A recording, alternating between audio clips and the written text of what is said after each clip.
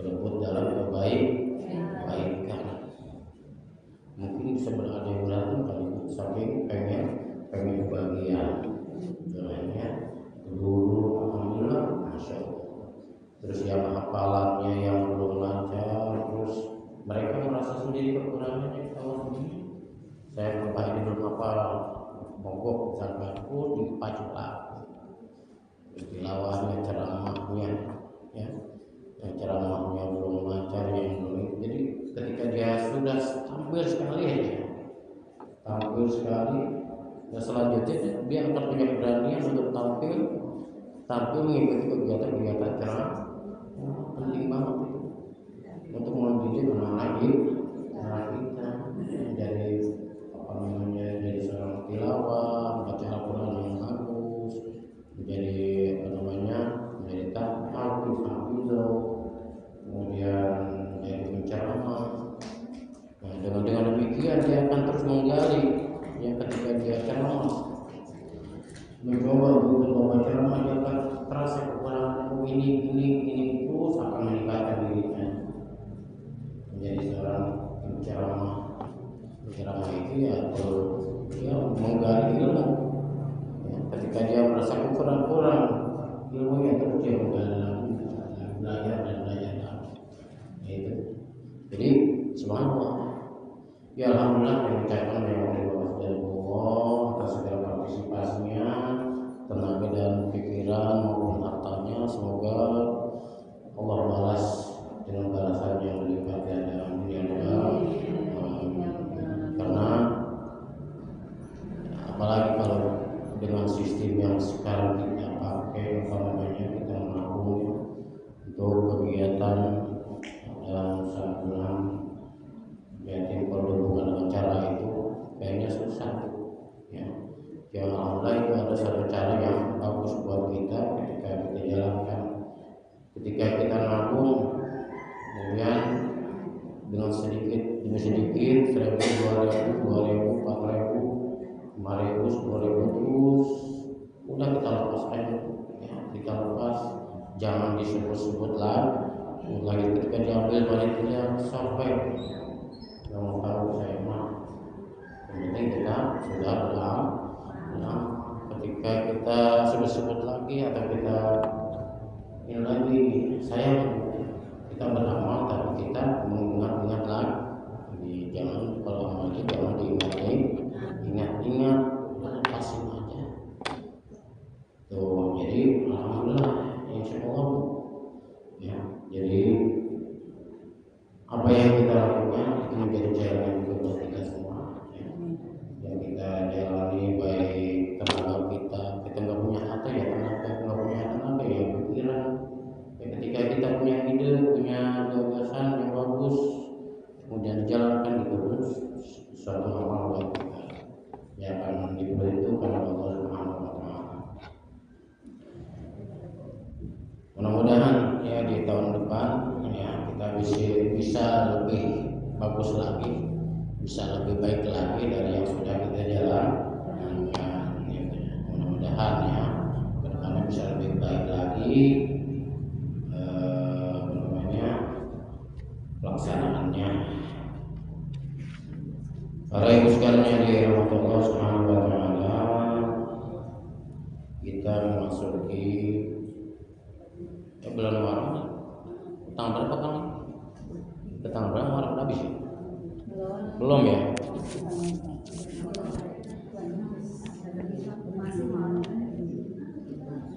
Masih ya. Ya, para ibu sekalian yang Allah Subhanahu wa Ta'ala, ya, fadilah dan Muharram itu ketika masih ada bulan Muharram, insyaallah apa yang kita lakukan, ya, amal-amal kita, ya, sedikit maupun banyak, insyaallah Allah akan lipat gandakan di dalam keutamaan bulan Muharram. Pada kesempatan ini akan membahas satu pasal yang menjelaskan tentang hal yang terkait dengan ayat yang tadi saya bacakan. Alladzina idza asabatuhum musibatun qalu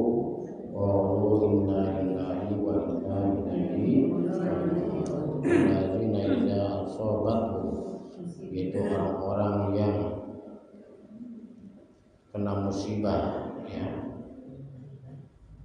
Ya ladzina idza asabat musibah qalu, jika orang itu kena musibah maka dia selayaknya mengucapkan inna lillahi wa inna ilaihi raji'un. Jadi musibah apa ini? Ya. Musibah itu satu hal yang menurut kita nggak enak buat kita, itu namanya musibah. Kita ucapkan inna lillahi, sungguh kami, lillahi itu dari Allah, wa inna ilaihi raji'un, sungguh kami itu akan kembali, semuanya akan kembali kepada Allah. Dari yang ada, dari yang tidak ada menjadi ada, dari ada menjadi tidak ada. Kita asalnya nggak ada, ya asalnya ada nggak kita? Nggak ada. Anak kita asalnya ada nggak ada, ya asalnya dari Allah, kemudian ada, kemudian tidak ada lagi, ya itu namanya makhluk Allah. Jadi yang namanya makhluk Allah mah bersifat fana, ya bersifat fana, atau saya ke dalam selawat tadi apa tuh kalau syain apa tadi suka dibaca salawatnya. Para yang sekalian lagi Allah Subhanahu wa taala, Rasul bisabri, pasal menjelaskan tentang sabar atau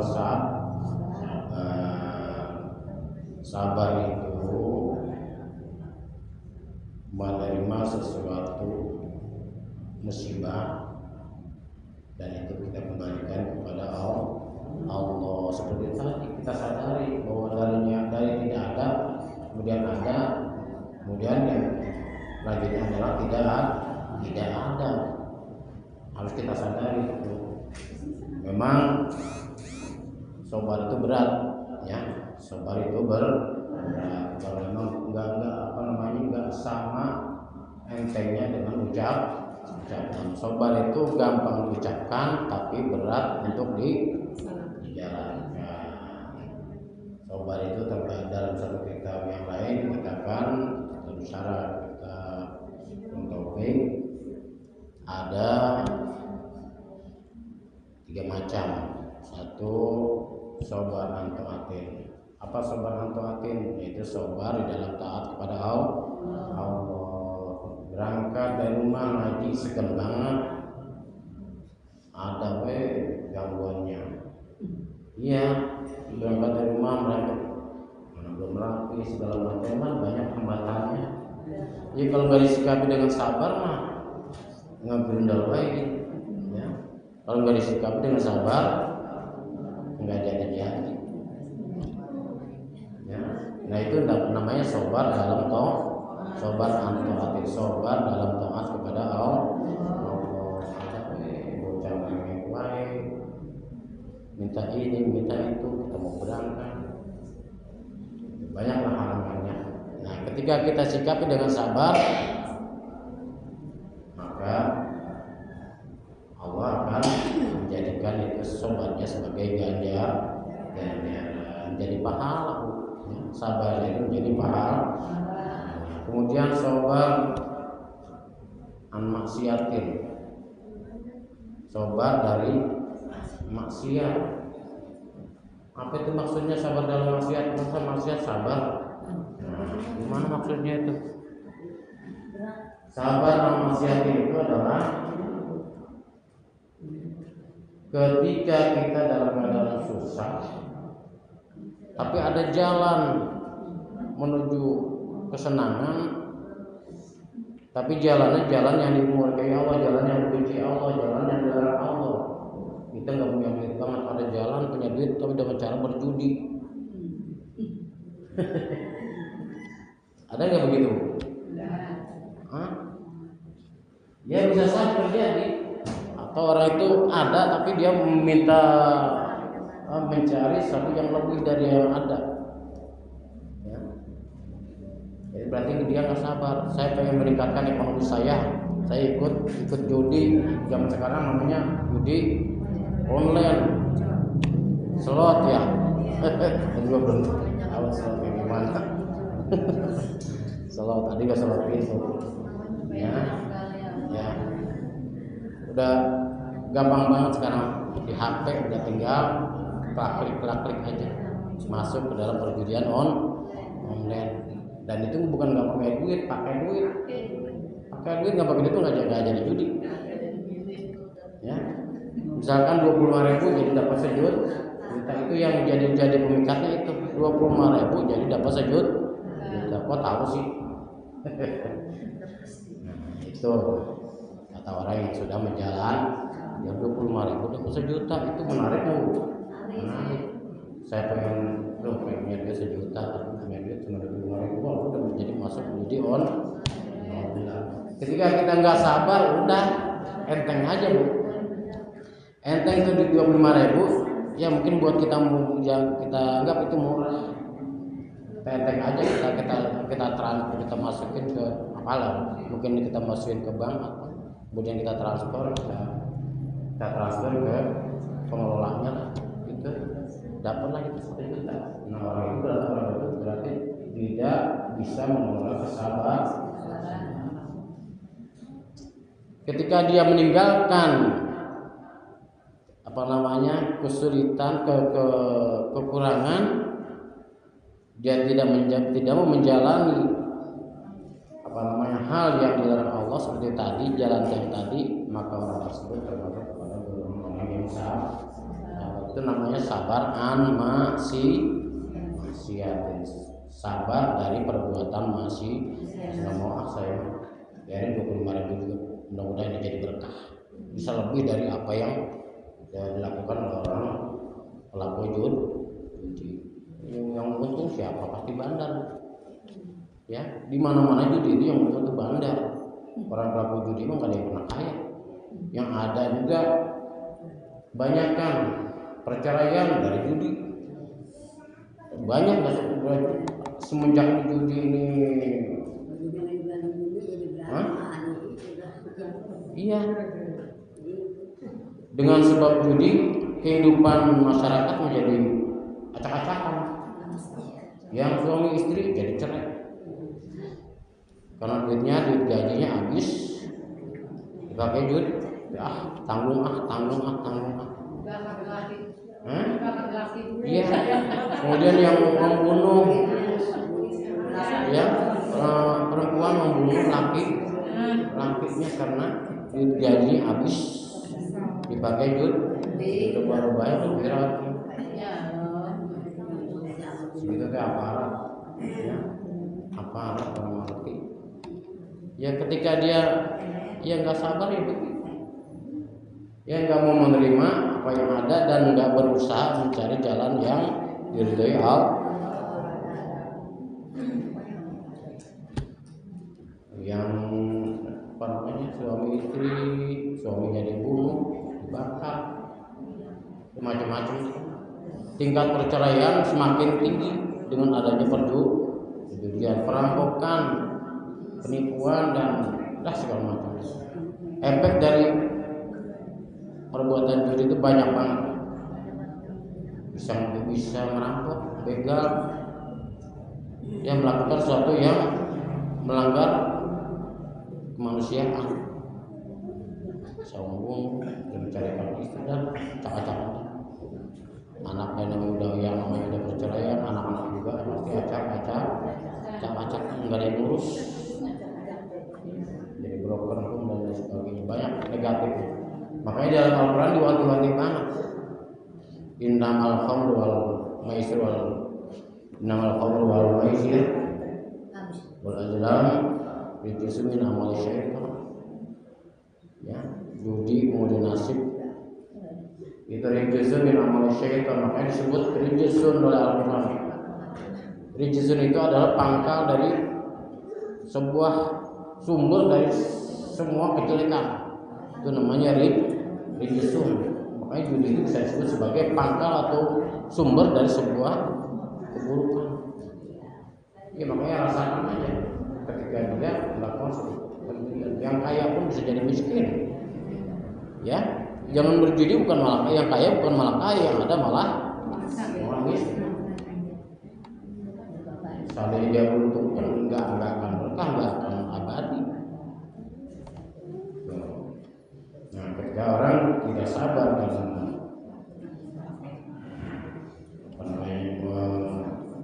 menyikapi suatu masalah, maka ya mengambil jalan yang berbeda. Itu namanya sabar maksiat. Sabar dari perbuatan maksiat itu dia adalah bagian dari perbuatan maksiat. Pasal di sabri alam masai pasal menjelaskan tentang sabar dari segala musibah. Riwayat Syekhwan Bukhari Muslim dikisahkan dalam satu hadis Rasulullah SAW, Ana bintan lahu sallallahu alaihi wasallam arsalat ilaihi tad'uhu wa yukhbiruhu anna ibnaha bil maut, bahwa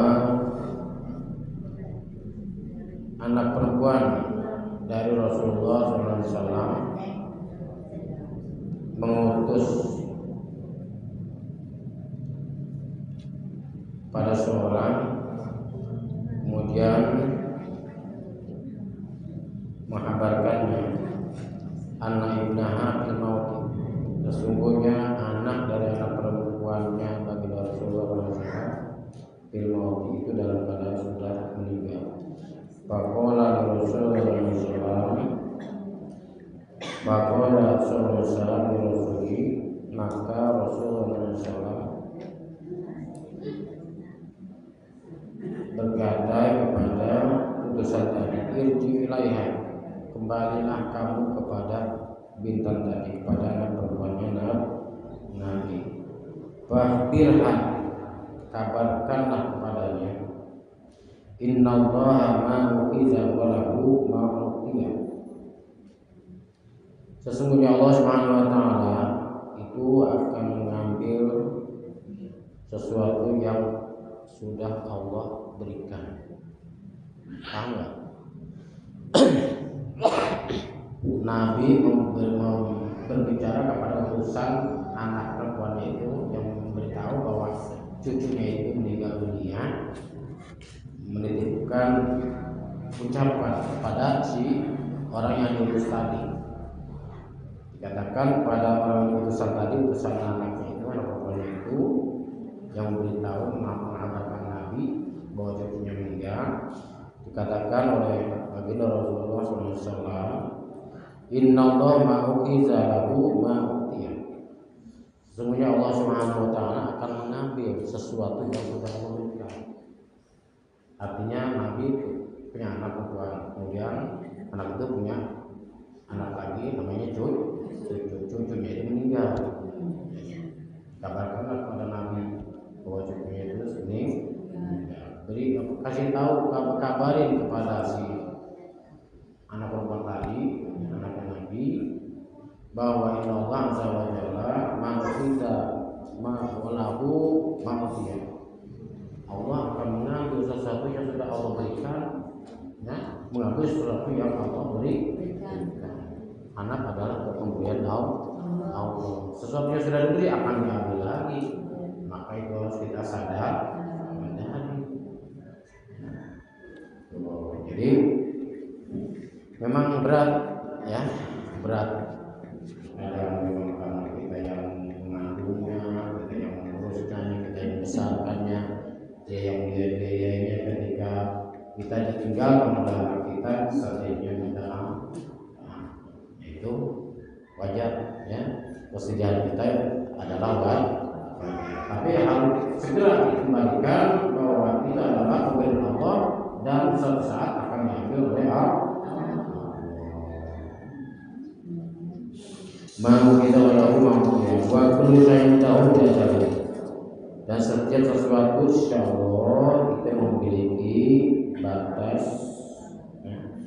batas ukuran atau memiliki batas, ya, batas umur bagi manusia.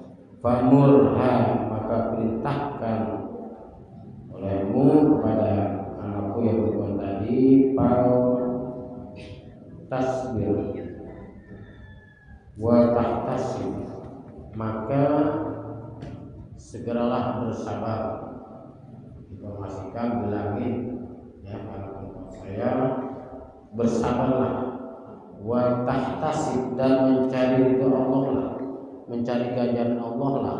Artinya jangan melakukan sesuatu ketika mendapat musibah itu, jangan melakukan sesuatu yang dibenci Allah, seperti yang sudah disampaikan dibahas pada pengajian yang lalu ketika kita meratap Bu ya, ingat meratap itu merobek baju, mencoba-coba rambut, baru menyakar muka, teriak-teriak, itu suatu hal yang dilarang Allah. Wa tahtasib, ya kata Nabi, maka segeralah mencari sesuatu yang jadi ganjaran di sisi Allah. Jangan membuat suatu hal melakukan suatu hal yang dibenci Allah. Wal Bukhari ma'al mu'min iza qafatu sawiyatan min ahli dunya summa ihtasaba ila jannah. Tidak ada seorang mukmin, hamba yang mukmin, apabila ambil orang hamba dari ahli dunia, kemudian dia mencari ridho Allah, mencari ganjaran Allah, illa jannah, melainkan dia mendapatkan surga Allah Subhanahu wa taala. Para ibu sekalian yang dirahmati Allah Subhanahu wa taala,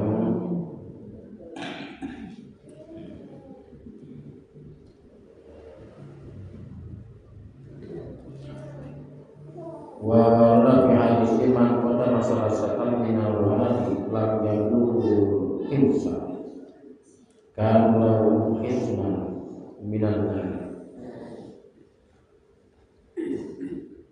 Dalam suatu hadis Rasulullah SAW selanjutnya adalah man qadara salasatan, siapa orang yang ditinggalkan oleh anaknya, ya, 3 orang dari anak, lajabu hakin yang belum akil balik, kan lahu isnan, maka anak tersebut menjadi benteng dari benteng neraka. Ketika itu tadi, jangan sedih berlarut-larut. Wah, mungkin kalau ada anak saya masih ada, mungkin begini enak kalian. Yaitu bayangan kita, gambaran kita. Mungkin kalau anak kita masih ada, udah sebesar ini, udah punya kerjaan segala macam, bisa enak buat hidup kita, bisa membantu kehidupan kita. Ya, itu bayangan kita. Tapi Allah Maha Tahu, mana yang lebih baik dari kita. Jadi dikatakan ya sebagai hubungan buat kita dengan Allah, ya. Ketika kita nanti mengakhiri hidup kita dalam kehidupan di akhirat nanti, ya, ketika sudah didahului oleh kematian 3 anak kita, lam yablughu, tapi yang belum balik, kanu lawisna, maka anak tersebut menjadi benteng dari sentuhan api neraka. Makanya sering disebut anak itu yang meninggal itu sebagai cadangan kita, ya, sebagai pembela artinya, ya, sebagai syafaat, buat kita, ya. Sudah istilahkan kita dari ibadah kita kurang, amal kita kurang, ya. Bukan berarti kita akan meninggalkan ibadah kita kurang, bukan. Artinya kekurangan ibadah kita yang sudah kita jalan berusaha kita sempurnakan, kekurangannya tetap akan mendapatkan pembelaan dari Allah.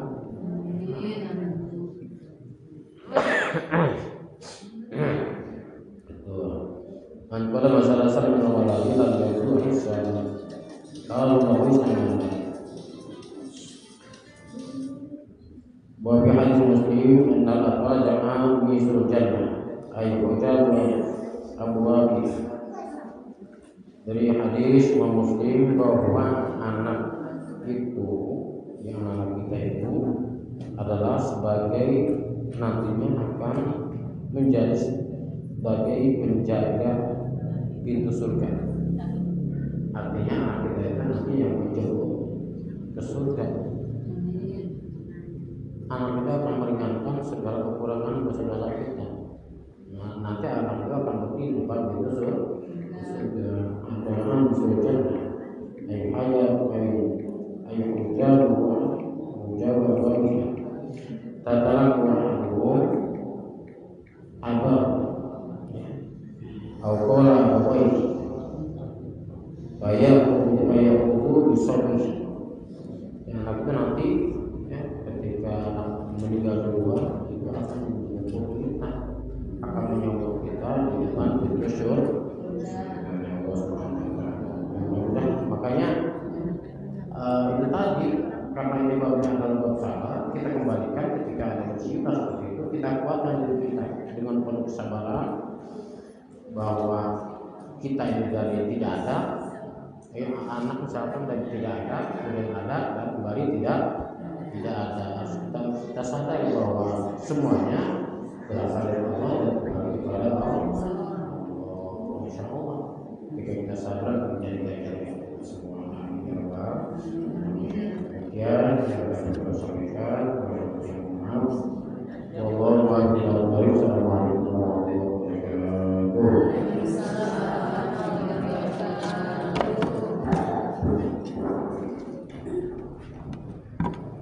Alhamdulillah,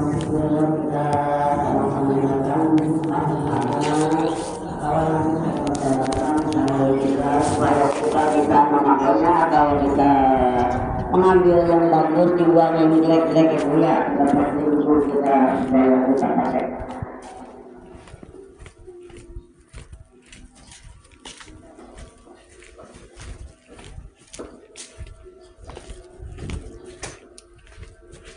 Para ibu sekalian, pengajian kita selesai sudah, yang semua mendapat kepada kita masuk dari Allah Subhanahu wa Ta'ala. Amin amin ya rabbal alamin. Bismillahirrahmanirrahim. Assalamualaikum warahmatullahi wabarakatuh.